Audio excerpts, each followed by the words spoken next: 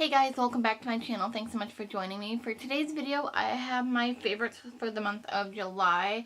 And I have quite a few products. Some are old favorites, some are rediscovered, and some are new favorites. So I'm just going to get into it because I don't want this video to be super long, but we all know how that goes. So I'm going to just start off with eyeshadow palettes. I have two here.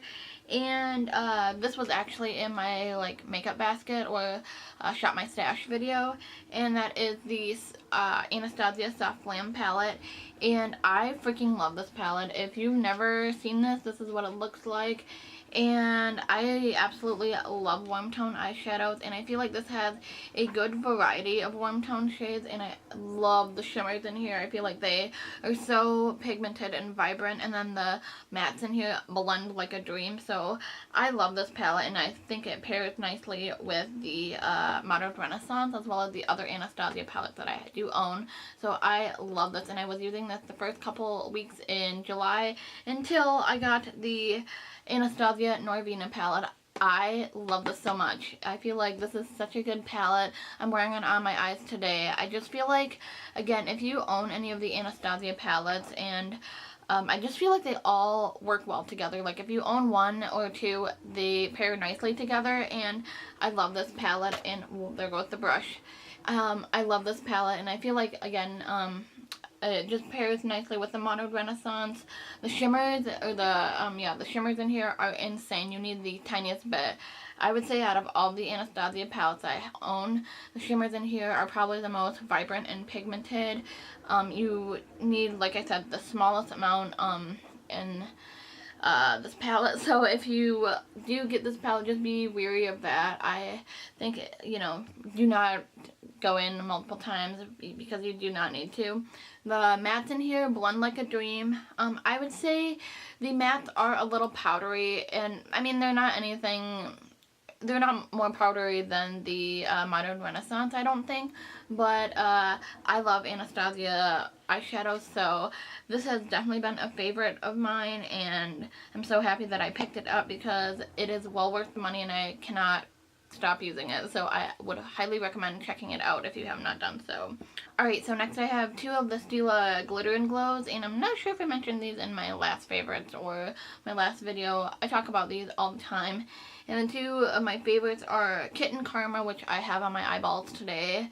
And then I also have been loving the shade Enchantress. I kind of go back and forth with these two. Either if I'm not wearing Kitten Karma, I'm probably wearing Enchantress, and if I'm not wearing Enchantress, I'm probably wearing Kitten Karma. These are two of my most used Stila glitters, and I would highly recommend them. I feel like these just go with any look that I'm going for, and any eye look I just feel like I need to put one of these on my eyes, and I absolutely love them so much. So up next I have this Hourglass Ambient Lighting Blush. I use it more so as a bronzer topper, and this is in the shade Brilliant Nude. When I first bought this, I thought it was going to be like a different shade than what it was. I don't know why I thought that. But this is a little bit too dark for me, but I have found to use it over top of a bronzer. This just has a nice like shimmer. Not too dark, but I feel like it's too dark on me to use as a like blush, and I don't know. I feel like if you have deeper skin or a deeper skin tone than I do, you could probably use this as a highlight, but I've been using this as a bronzer topper, and I have been really liking it. I don't have it on today, but for the days that I have been using it, I do really like it for that purpose. But yes, this has been a favorite of mine, and I'm glad that I found a different way to use this, because I was considering decluttering it, honestly, because I was like, it's too dark for me and I can't use it as a highlight, and I'm like, just what do I do? But found a way to make it work, and I've been loving it. Two lip products I've been loving.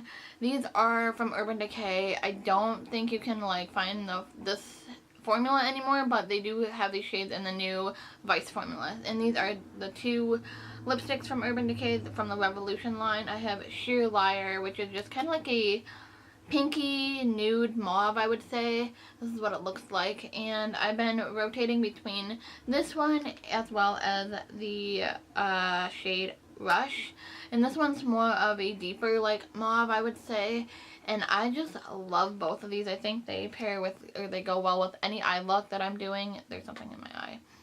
And I think that these pair well with any eye look that I'm doing, and they are just comfortable to wear. They're They're not matte, which I personally have been sort of getting out of. I don't know what it is, just recently I haven't been wanting to wear matte lipsticks, but yeah, I've been loving these, and I think, you know, they would look good on anybody. They're like one of those universal shades. I feel like that anybody could wear it, and it would just look good on them. So I would highly recommend these. I've been loving them, and yeah. And lastly, I have this lip gloss from Marc Jacobs this is their enamored lip glosses, and this is in the shade Taboo. You can see I love this thing. Mine is almost gone, and probably in my next empties video or next couple empties videos this will be gone. This is one of my favorite lip glosses. Again, I feel like it just goes with any look that I'm doing, like any eye look that I have on. I just feel like it'll go well with it, and I don't know, I just love that. It's so comfortable. It lasts a decent amount of time on my lips. It's not sticky. It does have like a minty scent, but it's not minty or like plumping like the Buxom ones are. How the Buxom ones are like tingling. It's not like that. It's just like a mint taste. So if you're not a fan of mints, you will not like this, but if you like a minty taste, I think you'll really like this. It's more of a gel consistency. It's not like super sticky or anything like that. And yeah, I love the Marc Jacobs glosses. They are expensive, but well worth it.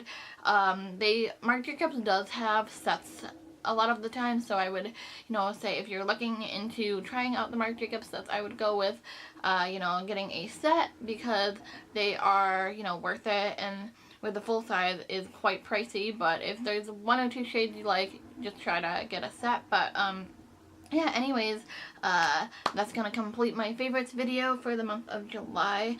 I just want to thank you guys for taking the time to watch this video, and please subscribe if you have not done so already, and I will see you in my next one. Thanks so much for watching. Talk to you later.